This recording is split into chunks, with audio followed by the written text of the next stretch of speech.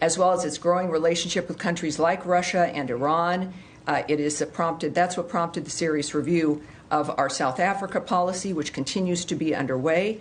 They have taken also, the South African government, aggressive positions toward the United States and its allies, including accusing Israel, not Hamas, of genocide in the International Court of Justice. In our fight against terrorists, President Trump ordered the launch of decisive and powerful U.S. military deterrence operations against the Iranian-backed Houthi terrorists in Yemen. Following the strikes, Secretary Rubio noted that the president, quote, sent a powerful and clear message. These attacks on U.S. vessels and global shipping must stop, and we will hold you accountable. We will protect our people and freedom of navigation. In furtherance of President Trump's maximum pressure policy on the Iranian regime, last week the State Department announced sanctions on Iran's oil minister and shadow fleet that facilitates Iran's illicit crude oil trade. These actions were taken to stop the flow of revenue to the Iranian regime that uses to fuel conflict in the Middle East, advances its nuclear program, and supports its terrorist proxies. In addition, the State Department will consider revoking the visas of foreigners who have supported Hamas and unleashed anti-Semitic harassment, intimidation, vandalism, and violence on America's college campuses. As Secretary Rubio said on March 6th, those who support designated terrorist organizations, including Hamas, threaten U.S. national security. And we intend to use the department's broad authority to revoke visas when information comes to light indicating a visa holder may be inadmissible or ineligible under U.S. immigration law. Here's the bottom line. Secretary Rubio's State Department remains committed to advancing the national interests of the United States. Peace through strength is back. Not that we have a lot of things to discuss, and I see it all on your faces, but it is good to be back. I've been away for, 10 days now or so, but I'm looking forward to answering your questions. We will begin again with Matt Lee. Thank you, Tammy. I had three processy kind of questions, but for the sake of my colleagues, and I know there's a lot to ask, I'll break it down to two. They'll be very brief. All right. One, on the South African ambassador, who the Secretary declared PNG on Friday. Sure. The South Africans seem to be a little bit miffed that they learned about this from a X post, and I understand there was a meeting at which a formal diplomatic note explaining this was handed over. Can you, what day was that, the meeting? Well, it was the same day of Friday. The announcement, yes. So after Secretary Rubio made his decision, our senior level diplomats convoked the South African embassy staff for an in-person meeting at the State Department. At this meeting, our officials delivered the official notification of Ambassador Rasool's persona non grata status, and it was done.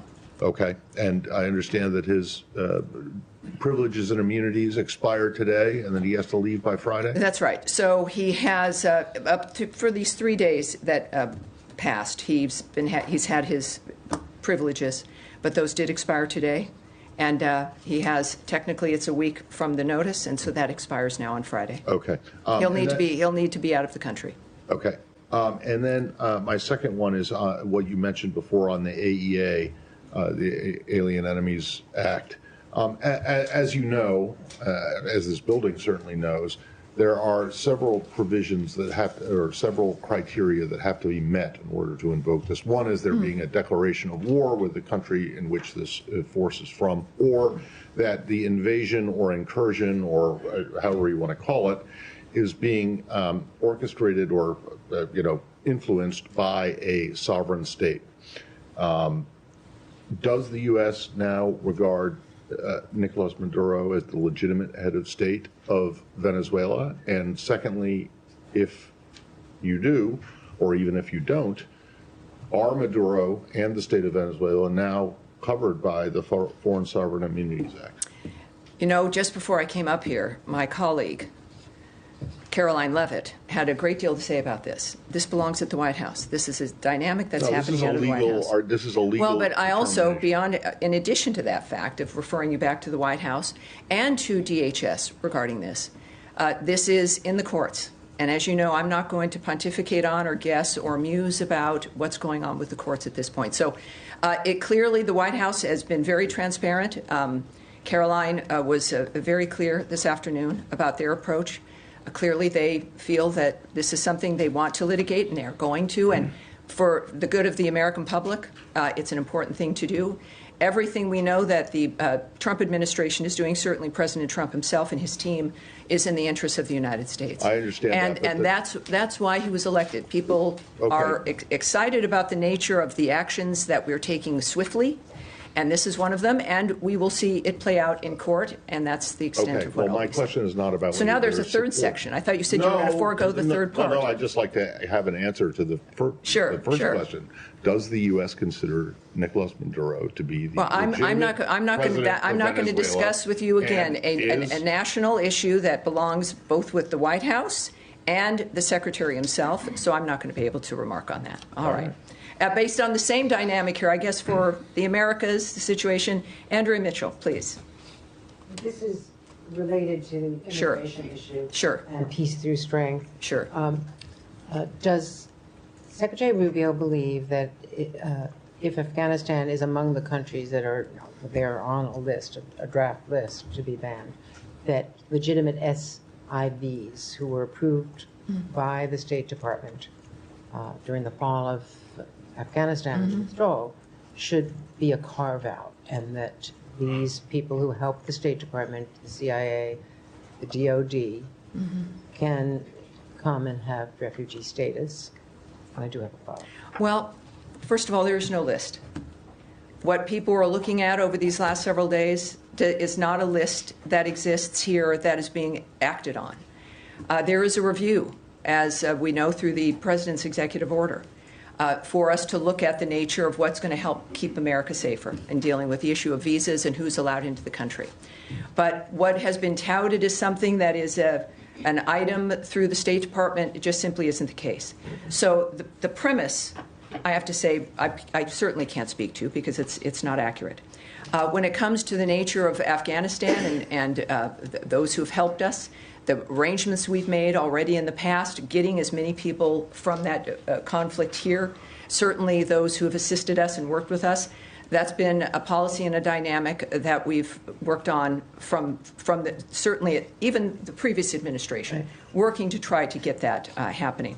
So that's not something that is certainly I can talk about regarding something that doesn't exist, but certainly when that review is done, we'll have something that we can discuss. Okay, then let me ask you also about your view, the Secretary's view, about the legality of a foreign country holding an American citizen from Iowa who has not been charged with any crime and holding his passport and not permitting him to return home in the case of what's happening in Punta Cana and the Dominican Republic, where this young man and his family and his lawyers say that he has not been permitted to leave the Dominican Republic, that he has been a cooperating witness, he's not charged with any crime. Does the State Department have any view about the rights of that U.S. citizen? Well, I think what's appropriate here is for me to not to, this is unfortunately the nature of the State Department and what we do. When it comes to diplomatic efforts, whether they exist or not, the nature of legal frameworks for individuals, the privacy issues involved, that's not something I can get into any detail about. Well, he has spoken publicly, and his family have. Does he have consular access? Well, that's his. I think all of us have a right to speak and to be known, but we have a standard and a protocol here that we won't discuss a private situation, a private case. Certainly, when it comes to diplomacy, diplomatic relationships between one country and another, I'm not going to go into those details. All right, Sean. Thanks. Can I go back to South Africa, the ambassador? Sure. The secretary, of course, had his ex posted on Friday. Could you explain a little bit the reasons? It's quite an extraordinary step. I was looking back, I mean, if I'm not mistaken, even in the height of tensions with Russia, there was no expulsion of the ambassador and no PNG there. What is it? I mean, essentially this is remarks that the ambassador made at a think tank or at a conference that were critical. What I'm getting at is, should other ambassadors be on alert? Can they not criticize President Trump without fear of being expelled? Well, I think it's not about criticism. This was the equation of the president and the country with white supremacy. It was an allegation that casts such an awful light on the nature of the country, on individuals. It is. I mean, if we don't have a standard about the nature of someone who is in this country, who is supposed to be a diplomat to help facilitate the relationship between two countries, and that this is the standard of it, we deserve better. We've had a decent level of diplomacy with South Africa. There are some challenges, but you want people in each embassy who can actually facilitate a relationship. And these remarks were unacceptable to the United States, not just to the president, but to every American. They were pretty much obscene when it came to the nature of what was alleged. So that is, I think, at the very least, what we should expect is a standard of some respect, basic, low-level respect, if you're in a position that is going to help facilitate any kind of diplomatic relationship with another country. This particular individual certainly didn't meet that standard, and it is a message to people of what America expects, what the president expects, what the Secretary of State expects, what this whole administration expects when it comes to treatment of the nation itself and as a result of the people in this country. And so that's why it was done. Sure. Could just expand on that. South Africa today said that it wants to have a better relationship with the United States. Are you open to that? I mean, there's been the Secretary of State aware from the G20. Are you of the view that South Africa can report the relationship despite the criticism that's come from this building? Well, I think both the President and the Secretary of State have made it clear what the problems are and what they have an issue with when it comes to South Africa. The unjust land expropriation law, as well as its growing relationship with countries like Russia and Iran. That's what prompted the serious review of our South Africa policy, which continues to be underway. They have taken also, the South African government, aggressive positions toward the United States and its allies, including accusing Israel, not Hamas, of genocide in the International Court of Justice, and reinvigorating its relationship with Iran to develop commercial, military, and nuclear arrangements. So this isn't one just of demeanor or decorum, however they add into it.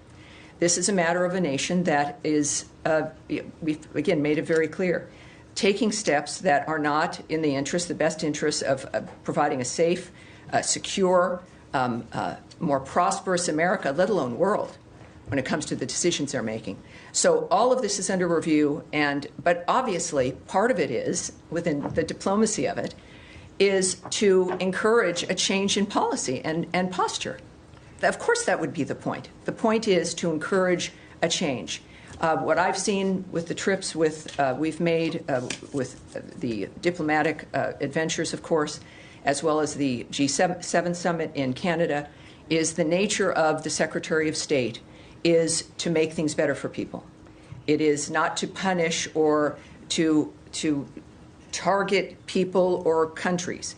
It's the nature of changing policy and creating better environments for all of us. And I've seen that in motion in every dynamic.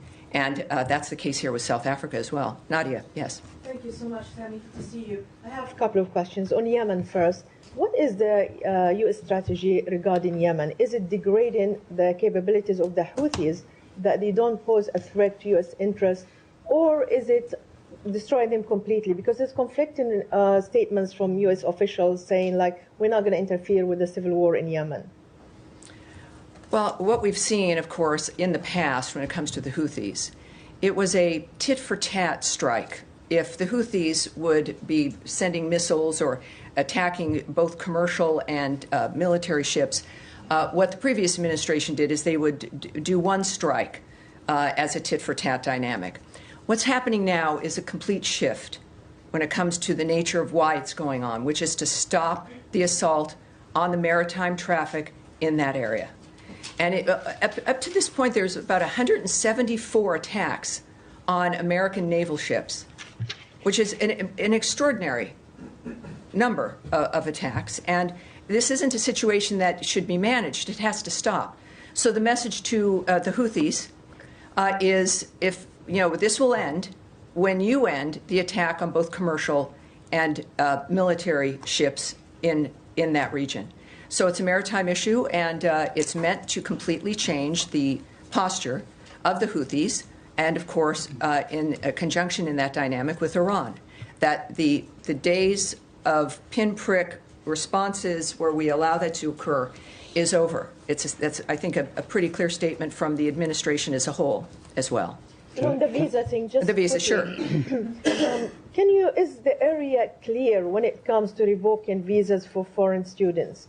Are you revoking visas for students who clearly support Hamas and shows literature that's supporting Hamas, or is it also include students who support Palestine or the free, they say the freedom of the Palestinians, or showing sympathy with civilians in Gaza? Is that area very clear?